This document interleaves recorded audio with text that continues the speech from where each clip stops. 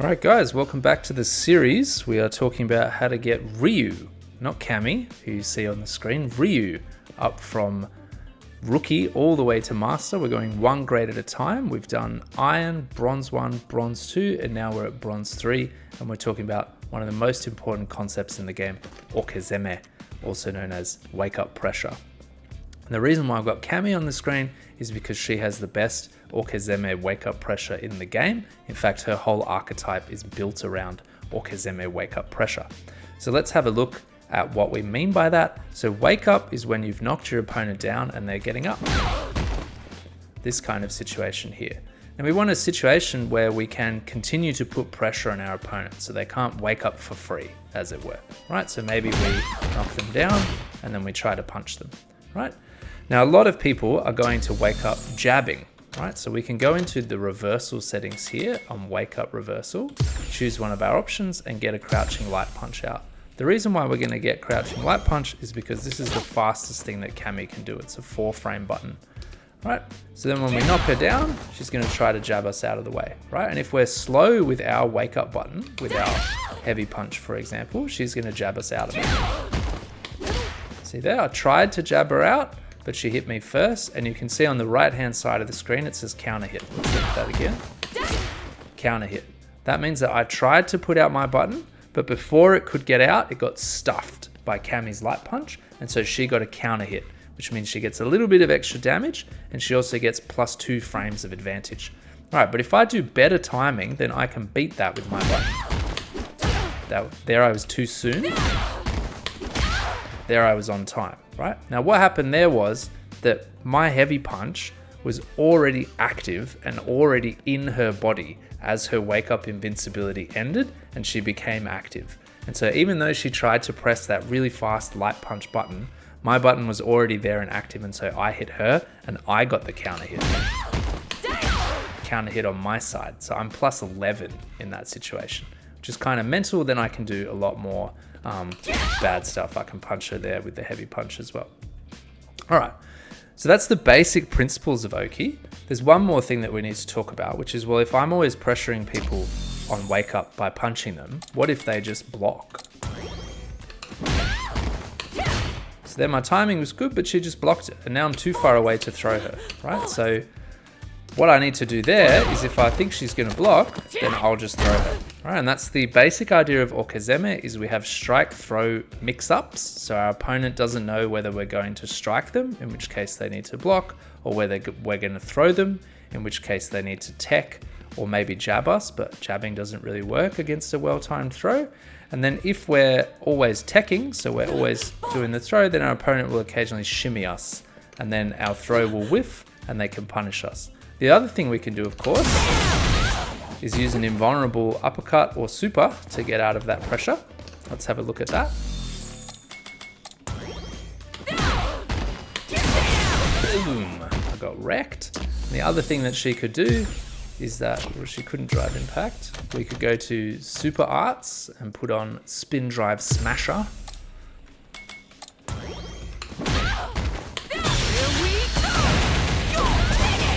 So you saw on that freeze frame at the start that I timed my meaty well. It was literally in her body when she woke up, but because supers are invincible on startup, she just blasts right through that. One thing that she could also do is try using drive impact, but we'll see that that doesn't really work.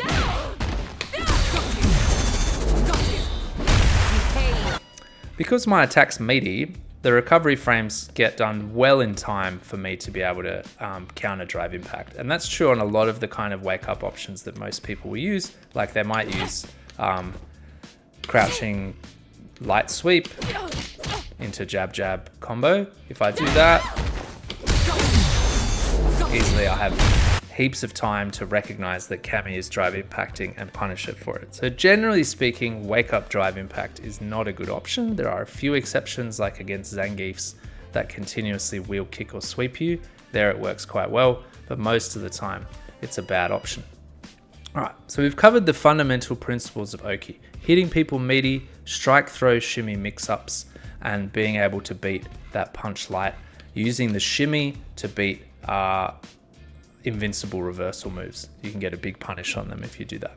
Right, but what we haven't really covered is the realistic situation in which Oki takes place, which is after a knockdown move like this one. Right, so that's a knockdown situation. And we want to be in a situation after our knockdowns where we can threaten both a strike or a throw. Let's have a look. All right, so we turn off drive impact.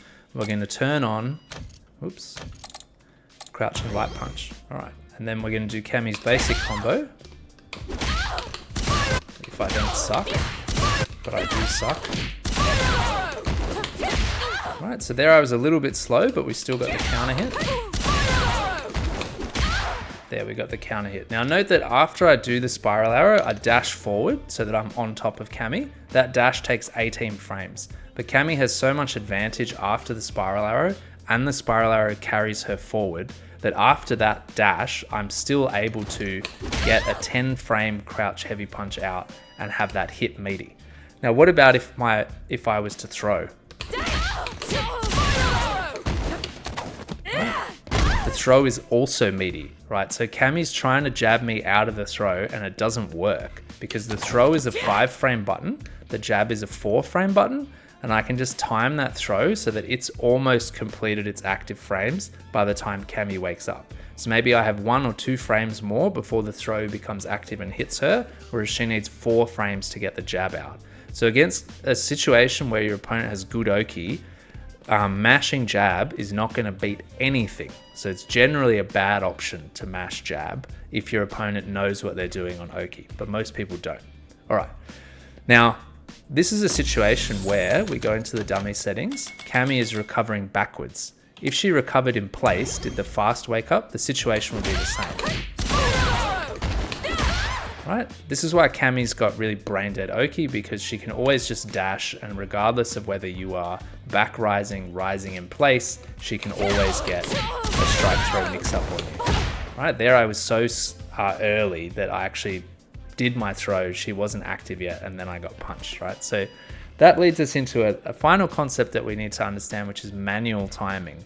So in these situations with Kami, I'm always manually timing the button so that it hits meaty, so that either the throw or the strike hits meaty. Ideally, we want a situation where we don't need to manual time, and that's going to be quite important for Ryu, so let's swap to Ryu now. Go over to environment settings, and we swap to our boy Ryu. Let's save in place. Now the problem for Ryu is that Ryu has terrible Oki, and even when he has better Oki, it's still kind of complicated. Right, so we're going to try to skip all that because I think this is the number one thing that made me bad with Ryu. It's the number one thing that made me bad at Street Fighter V.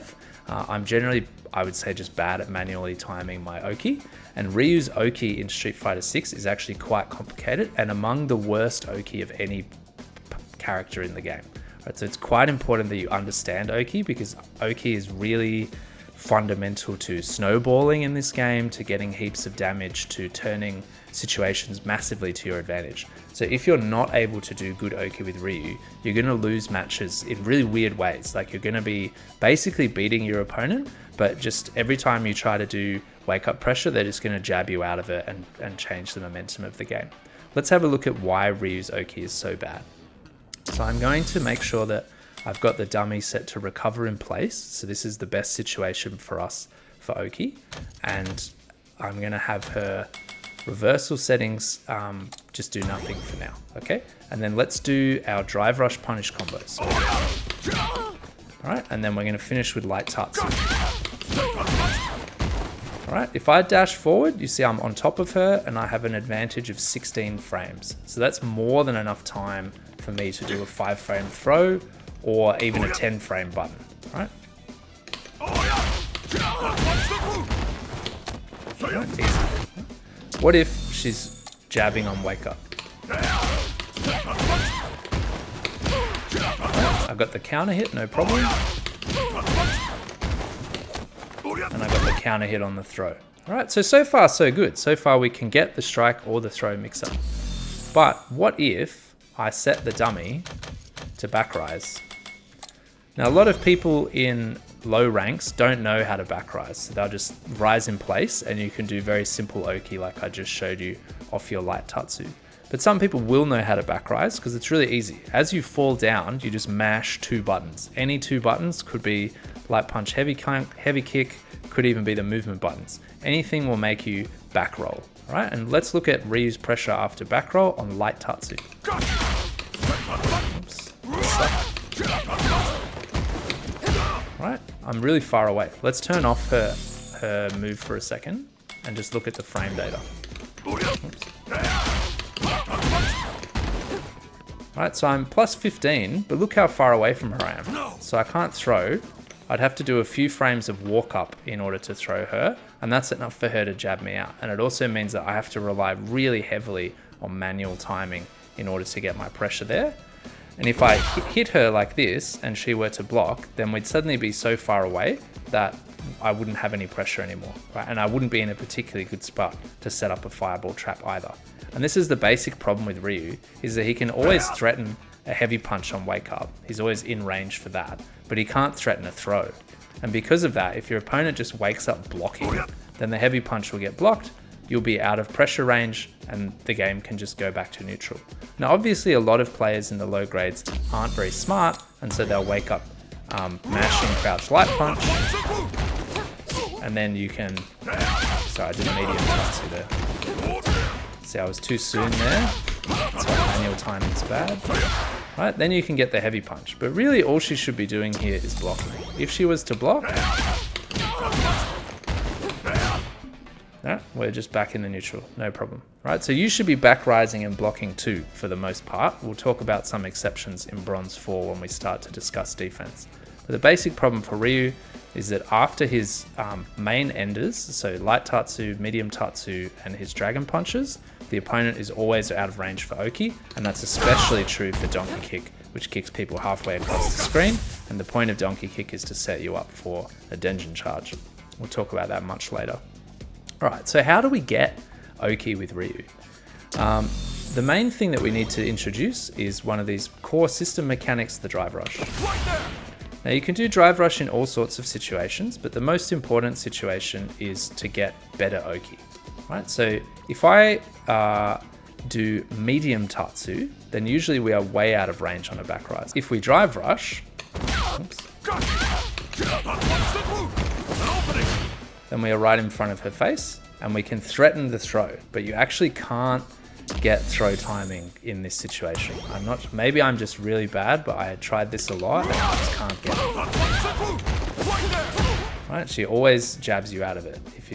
Maybe there's like a very narrow window in which you can do, but I don't think you can do it. But you're certainly close enough to her to do it. It's just a timing issue. So what you need to do initially is be knocking down your opponent and get them to respect your Oki pressure.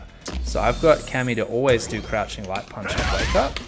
And we're just going to practice that, hitting her in the face with our heavy punch.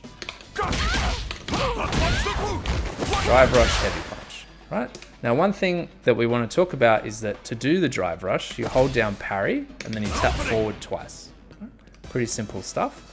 But this is really obvious, right? You're showing the opponent doing that and you're going to drain a lot of your gauge by holding the parry. So what we actually want to do, and this is very, very, very worth practicing, and it doesn't take too long to get, is to tap forward once, then parry, and then forward again, and then you'll get an instant drive rush. Just like that. Right, and then it's really nice and quick. Okay, so what we want to do is knock her down. Instant drive rush and heavy punch. Now the nice thing about this compared to say Cami's Oki is that this heavy punch is auto-timed. So there is a mechanism built into the game where in the initial frames of the drive rush, any button you press there is buffered. So the system retains that input and will put it out into the game as soon as it's allowed to by the system. So your heavy punch will always come out at exactly the same time if you press it after drive rush. Right? It doesn't matter whether you press it one frame too soon or one frame too late, it's always going to come out at the same time. So you're going to get very reliable timing on this Oki after medium tatsu. There's a few other things here that are interesting about this situation. So let's have Cami block for a second. So we're going to put Cami on block all. So you see that heavy punch is -2 when it's blocked. So it's your opponent's turn. If you press a button here and your opponent was to jab, they've got 2 frames extra for their jab to come out, so they're going to beat you. Now when you drive rush and press a button, you get 4 extra frames of advantage. So we see here that instead of being -2, I'm now +2 because of that. So if I were to jab Cami now and she were to try to jab, I would win. So if you see in your games that a lot of people are drive rushing at you, remember that they've got plus frames, all right? So just basically block after drive rush until you get more familiar with all the different frames in the game. So if I were to knock Cami down, do my tatsu, and then drive rush in, we would presumably be at +2. Oops, I need to take her off blocking. Let's put her back on block after first hit. +13, but I don't have her blocking. I have her waking up. So let's try that again. Well, all of a sudden, I'm +5. What's up with that? Well, basically what's happening is that because it's a wake up situation and because heavy punch has 5 active frames, can you see those red blocks down the bottom? What's happening is that in the timing, my heavy punch is actually hitting her on its last possible active frame. And that means that the recovery of this heavy punch gets done sooner than it would otherwise. So the reason why it's usually -2 is because of the recovery frames. But here we get our recovery frames started earlier, and so we're +5 instead of +2. So what that means is that after this +5 situation, I can get a medium punch out, and if Cami tries to jab me, I will beat her medium punch. So let's look at that. So she's going to wake up blocking, and then on block reverse, I'm going to put her to do crouch light punch. Okay, so after she blocks once, she's going to jab, yeah? And then we go back into our situation.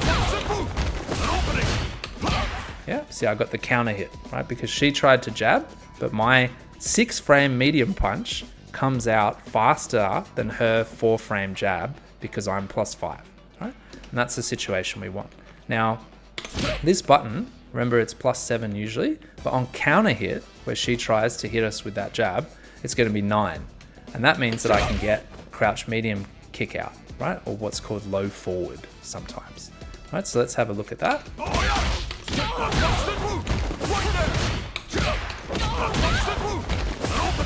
And then we can just continue our sequence. Right, now the key thing is that if Cami doesn't try to jab us and we hit her with that medium punch because she's doing something weird like jumping, then we're not going to get the counter hit, and then this isn't going to link. So we need to be mindful to confirm that we did get a counter hit on this button and then get the crouch medium punch. All right, so how can you practice that? So we can practice her to sometimes block reversal with crouching light punch and sometimes block reversal with backwards. So you just go here, common actions, backwards. And then the other thing that's nice about this is if you select it, then you can put continuous frames, say 5. That means she's going to walk backwards for 5 frames. So she's going to block for 5 frames. So now sometimes she's going to try to jab us and we're going to get our counter hit, and sometimes she's just going to walk backwards.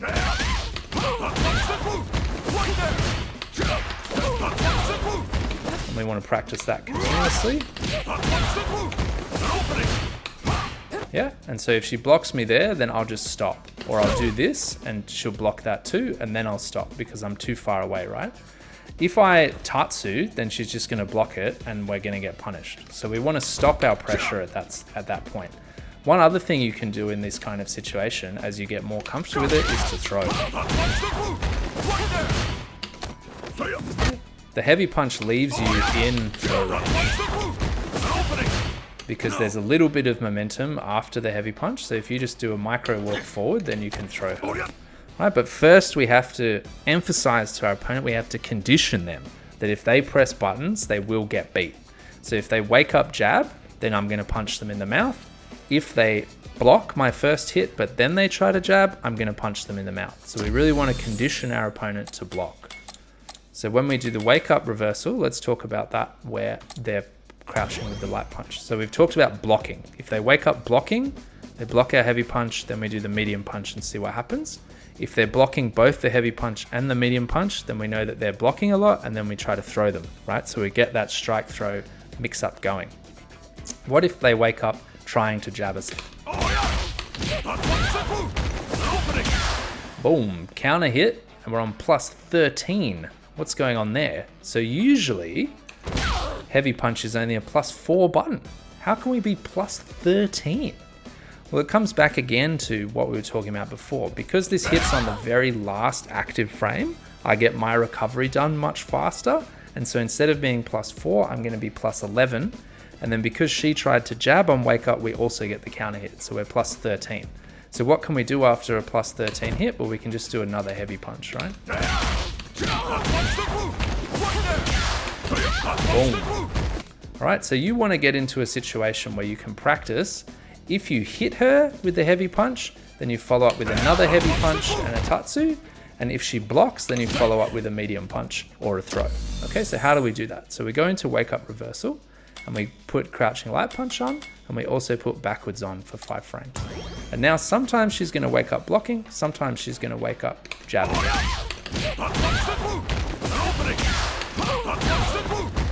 If you're lazy like me, then you don't have to do heavy punch. You can just always do heavy punch, medium punch, right? And if you saw that the heavy punch hit, then you go medium punch into tatsu. It's not optimal, you're leaving damage on the table, but if you're in bronze 3, then maybe it's a bit too complicated for you to do a full select. But ideally, you just want to get into the habit of practicing hit, then we do that. If she blocks, oops. If she gets hit, then we do heavy punch and keep going. All right, and we just want to practice that. And once you've got her wake up down, so whether she's blocking or getting hit on wake up, then you also go into block reversal and turn these guys on. Jesus Christ. And now you can practice what you're going to do if she blocks that medium kick, sorry, the medium punch. You're going to go into crouch medium kick, counter hit. Just like that.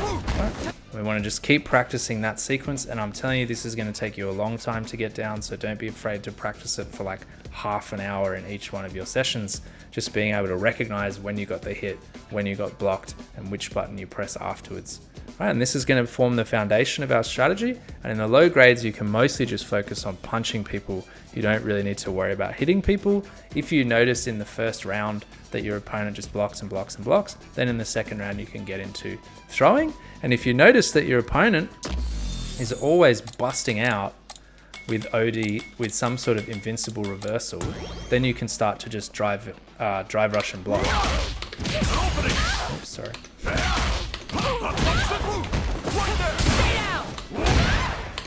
And then we get the fat punishes. And then if you want to get really fancy with it, then you can turn on all of these options, right? I probably wouldn't turn on all 3, but just turn on those. And then sometimes you want to drive rush in and block. Sometimes you want to drive rush in and do your heavy punch.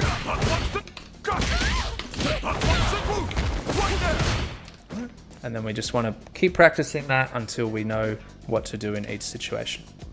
All right, whew, that took a long time. All right, and we've only covered medium tatsu.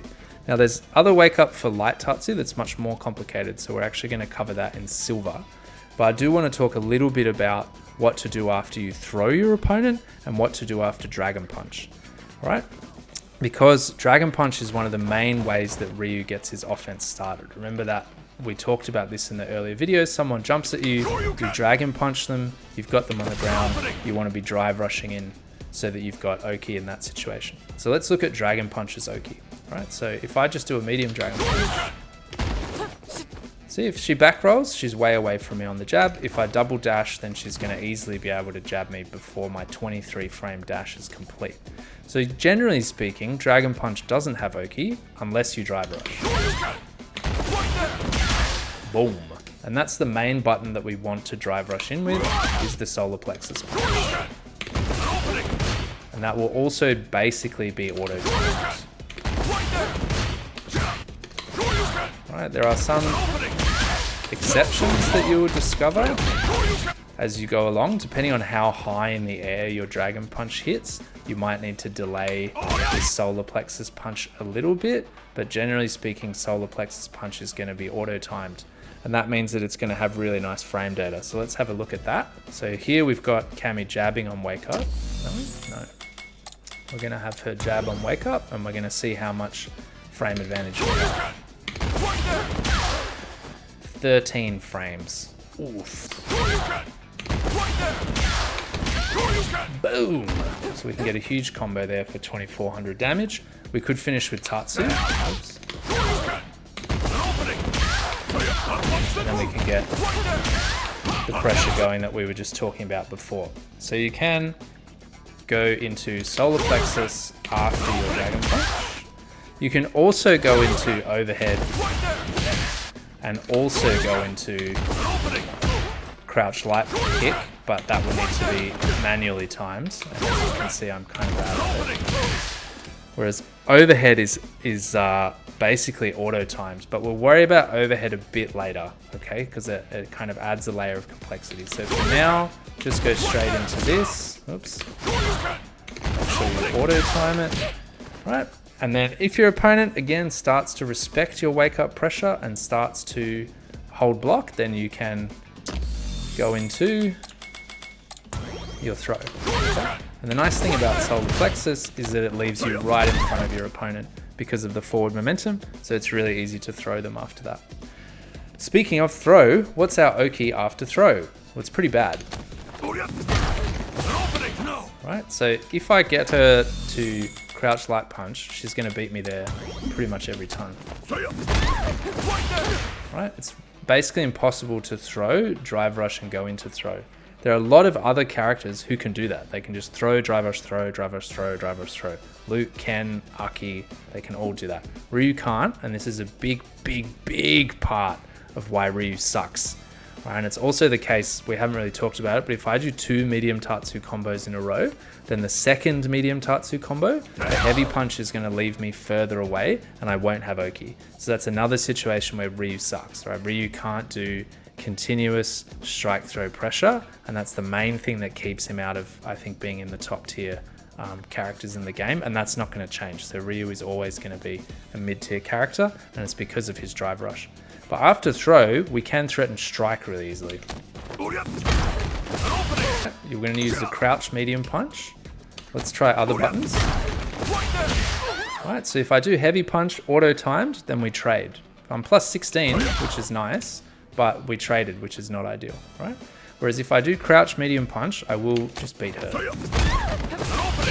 Right, and I can auto time that, right? And I'm plus 12 after that hit, so I can do a lot of nasty stuff afterwards, mostly this guy.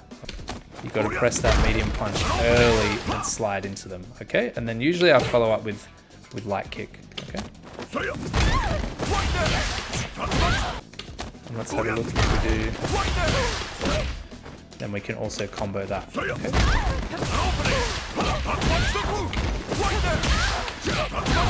Okay, so basically that's what you want to practice, is after your throw, drive rush in with the crouching medium punch.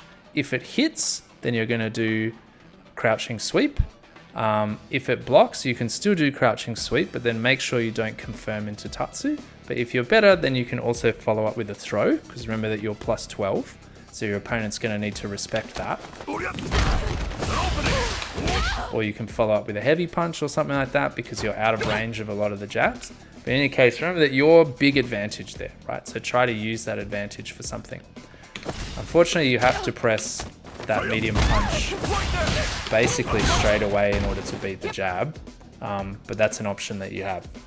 And this is generally the problem with Ryu, is that it's very hard to snowball his pressure. So, okay, you get one tatsu, you can follow up really nicely, but the second tatsu, you're going to have a harder time. The first dragon punch, you can threaten the strike throw mix up, but after that first dragon punch, it's going to be harder. So it's generally a bit difficult for Ryu to get Oki, but you've got your basic ones here. So after medium tatsu, we're going to drive rush in heavy punch. After throw, we're going to drive rush in crouch medium punch, and after dragon punch, we're going to drive rush in solar plexus or drive rush in overhead.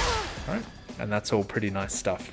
All right, so just be practicing that in training mode and try to do it in a match, because it can be quite stressful. You know, you think, all right, I've got a nice drive rush, drive impact punish, and then I got to remember to also drive rush punch her in the mouth, and then I got to also remember that if she blocks it, I'm going to do medium punch into crouch medium kick. If she gets hit by it, I'm going to follow up with a big heavy punch, right? Or if you find that too difficult, just always go into medium punch. All right, that is the end of the Oki video. We're going to return to Oki in Silver 1, but first in Bronze 4 and Bronze 5, we're going to be talking a lot more about defense, which we haven't covered at all yet. All right, talk to you soon.